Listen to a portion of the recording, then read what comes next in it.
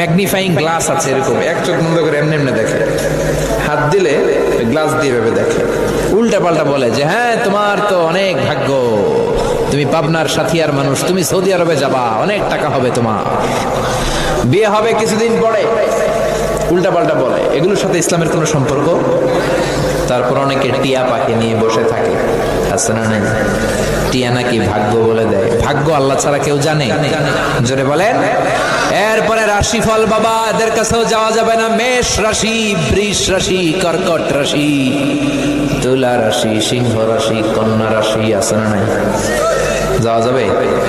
উল্টা পাল্টা বলে। আপনি গেলে বলবে তোর উল্লুক রাশি, আপনার বন্ধু নিবেন কইবে তোর বন্ধুর ভাল্লুক রাশি, আপনার বউ নিয়ে যাবেন বলবে তোর বউয়ের বিলাই রাশি, তোর কুত্তা রাশি, তোর মাইয়ার ইন্দুর রাশি, আছে না নাই? এগুলোতে মুসলমান বিশ্বাস করে না। মুসলমান বিশ্বাস করে একজনের উপর, তিনি কে? আরো জোরে বলেন, তিনি কে? এজন্য বিশ্বনবী বলেন খবরদার কোন গণকের কাছে যাবা না। মান আতা আররাফান ফাসালাহু আন শাইইন বুতিলাত লাহু 40 লাইলা। গণকের কাছে যে যদি কেউ কিছু জিজ্ঞাসা করে, সাথে সাথে তার 40 দিনের নামাজগুলোরে বাতিল করে দেয় কে? কে? আপনারা কি চান আপনাদের নামাজগুলো বাতিল হোক? তারপরে অনেকে তাবিজ ঝুলায়, আছে না নাই? এতটি করে ঝুলায়। বলা নাকি অসুস্থ, এদিকে 10টা এদিকে 10টা, গলায় 10টা, কোমরে 20টা। তো তাবিজের ওজনেই তো আপনার ছেলে অসুস্থ হয়ে যাবে। ছোট্ট ছেলের গায়ের মধ্যে এত তাবিজ কেন? আপনি ঝাড়ফুঁক করবেন, ঝাড়ফুঁক করা সুন্নাহ। বিশ্বনবীর হাতে একবার বল্লা পোকা কামড় দিল। আয়েশারে ডেকে বললেন, আয়েশা লবণের পানি গরম দাও, আঙ্গুলে ঢালো। মা আয়েশা লবণের পানি গরম করে ঢালতে লাগলেন। বিশ্বনবী সূরা ফাতিহা পড়ে ফু দিতে লাগলেন। মা আয়েশার লবণের পানি ঢালা শেষ, বিশ্বনবীর সূরা ফাতিহা পড়া শেষ, আঙ্গুলের ব্যথাও। মা আয়েশা বললেন, আপনি নবী মানুষ, সূরা ফাতিহা পড়ে ফু দিলেই তো ভালো হয়ে যেত, আমারে কষ্ট দিলেন কেন? খালি খালি লবণের পানি করাইছেন কেন? বিশ্বনবী বললেন, আয়েশারে লবণের পানি দিয়ে চিকিৎসা হয়, সূরা ফাতিহা দিয়ে ঝাড়ফুঁক হয়। ভালো চিকিৎসা আর ঝাড়ফুঁকের সমন্বয়ে রোগ ভালো করে দেয় কে? আপনি অসুস্থ, সূরা ফাতিহা পড়ে ফু দেন, সুস্থ করে দিবে কে? আপনাকে জিন ভূত আসর করেছে, আয়াতুল কুরসি পড়েন। ছোট্ট বাচ্চাকে জিন ডিস্টার্ব করে, পরি ডিস্টার্ব করে, সূরাতুল ফালাক সূরাতুন নাস পড়ে ফু দেন, সুস্থ করবে কে? বিশ্বনবী তাবিজ দেখলে ছিঁড়ে ফেলতেন, সাহাবারাও ছিঁড়ে ফেলতেন, তাবিজ ঝুলাতেন না তারা। কোরআনের আয়াত দিয়ে দেওয়া যাবে কিনা এটা ইখতিলাফি মাসআলা, নির্ভরযোগ্য কথা হচ্ছে না দেওয়াই ভালো। আপনি ঝাড়ফুঁক করবেন, ঠিক কি না? যেহেতু বিশ্বনবী ঝাড়ফুঁক করতেন, ছেলেপেলারা এখন তাবিজ ঝুলায়। এরপর দেখবেন বাংলাদেশে সাদা আর লাল কালারের একটা আজমি শরীফের সুতা আছে, পাবনাতে তো এগুলো ঢুকে নাই, ঢুকছে? এক ছেলেরে দেখলাম পরীক্ষার রাতে টোটো করে ঘুরে। আমি বললাম, এদিকে তোর না পরীক্ষা পড়াশোনা কেন? কই যে হুজুর আজমি শরীফের সুতা আছে আমার, এ প্লাস ঠেকায় কে? এরকম নাদান কপাল পড়া আছে না নাই? দাঁত পড়লে ইন্দুরের গর্তের কাছে যায়, ইঁদুরের গর্ত। এই দেশে মনে হয় এটা নাই, সব মিলে যাচ্ছে না? পুরো বাংলাদেশে একই সিস্টেম। দাঁত পড়ে গেলে ইঁদুরের গর্তের কাছে যেয়ে বলে, ইন্দুর মামা আম্মাই কইছে আমনে আমার বড় মামা, আমার মোটা দাঁত নিয়ে আপনার চিকুন দাঁত দেন। ইঁদুর আপনারা দাঁত দিবে? দাঁত দিবে কে? আশরাফুল মাখলুকা। তার রুচি কতটা নিচে নামলে ইঁদুরের গর্তে যে মানুষ, সেরা মানুষ যে দাঁত চায়। নাদান, এগুলো ডাকাত, ঠিক কি না? এজন্য খবরদার এগুলো করবেন না।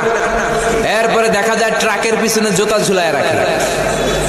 আমি তো বিভিন্ন হাইওয়েতে ঘুরি, এই জেলা থেকে ওই জেলা, রাতে রাতে মাঝে মাঝে দেখি বিভিন্ন ট্রাকের পিছনে সিরা জুতা। জিজ্ঞেস করলাম, কিরে সিরা জুতা কেন? কয় হুজুর বদনজর লাগে, বদনজর থেকে বাঁচা। অনেকে বদনজর দেয়, তো যেটা বদনজর দিল আমার সিরা জুতা যাইয়া ওর গালের উপর পড়লো। তো ট্রাক বাঁচানোর জন্য তাওয়াক্কুল করলো সিরা জুতার উপর, আল্লাহর উপর তাওয়াক্কুল করতে পারে না। ওরে বাঁচাবে কে? ও তো এমনি রাস্তায় দুর্ঘটনা ঘটে মরবে, ঠিক কি না? এজন্য এগুলো করবেন না। আবার অনেক ড্রাইভার মাজারের সামনে দিয়ে গাড়ি স্লো করে ফেলে, দ্রুত চালায় না। জিজ্ঞেস করলাম, স্লো করস কেন? কয় বাবায় অনেক গরম, গরম বাবা শুয়ে আছে। তো আল্লাহর ওলিরা তো মানুষের উপকার করে। এদিকে যদি কোনো গরম বাবা থাকে যার পাশ দিয়ে গাড়ি চালালে গাড়ি উল্টায় ফেলায়, তাহলে এটা কি বাবা না ডাকায়? বাবা না সন্ত্রাস? মানুষ মারা কি ভালো মানুষ? এজন্য এগুলো করা যাবে। এরপরে বাচ্চাদের কপালে টিপ দেয় কি দেয় না? কাজলের কালো গোল গোল টিপ আছে না নাই? এগুলো দিবেন না। ফালাক আর নাস পড়ে ফু দিবেন, পৃথিবীর কোন শক্তি বাচ্চার ক্ষতি করতে পারবে? সূরাতুল ফালাক, সূরাতুন নাস মুখস্থ আছে না? দুইটাকে একসাথে বলে আল মুআউযিজাতান। বিশ্বনবীকে লাবিদ ইবনুল আসাম, ইহুদিদের মিত্র, জাদু করলো, ব্ল্যাক ম্যাজিক। এই ব্ল্যাক ম্যাজিকে বিশ্বনবী 4 মাস, কোন বর্ণনায় 6 মাস টানা অসুস্থ ছিলেন। সূরা ফালাক আর নাস আল্লাহ নাজিল করলেন, সুস্থ করে দিল কে?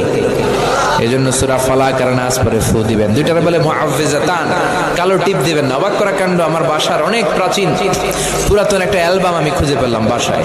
অ্যালবাম ঘাটতে ঘাটতে দেখি আমার বয়স যখন 6-7, আমার কপালে এরকম কালো টিপ দেওয়া। আম্মারে ধরলাম, কালো টিপ দিছো কেন? কয় তোর নানি কইছে। নানিরে ধরলাম, তুমি কইছো কেন? কয় তোর বড় আম্মা কইছে। বড় আম্মার দুনিয়াতে বাইসা নাই, ধরতে পারি নাই। এরকম ঝামেলা অনেক জায়গায় আছে না নাই? এগুলো দিবেন না। তাওয়াক্কুল করবেন কার উপর? এরপর আমাদের এলাকায় বলে পরীক্ষার দিন সকালে ডিম খাবি না, সাবধান, ডিম খাইলে পরীক্ষায় তুই ডিম পাবি। এরপরে বলে জট কলা খাবি না, লেগে থাকে একসাথে। জট কলা খেলে নাকি জমজ পোলা হয়, বলে না? জমজ ছেলে হলে তো ভালো, 2 বারের কাম একবারে সারলো, ঠিক কিনা? 2 বার, মায়ের কত কষ্ট, একবারে যদি 2 বাচ্চা হয়ে যায় আরো সহজ না? এরপর বলে হাত চুলকালে নাকি টাকা আসে, বলে। আবার বলে মাথার মধ্যে যদি 2 গিট থাকে তোর বিয়ে হবে 2টা। এগুলো মুসলমানরা বিশ্বাস করতে পারে? এই জন্য সাইয়েদনা লোকমান তার ছেলেরে বললেন, লা তুশরিক বিল্লাহি ইন্নাশ শিরকা লাযুলমুন আযীম। খবরদার, আল্লাহর সাথে শিরক করো না, শিরক হলো বড় অপরাধ। আল্লাহু আকবার।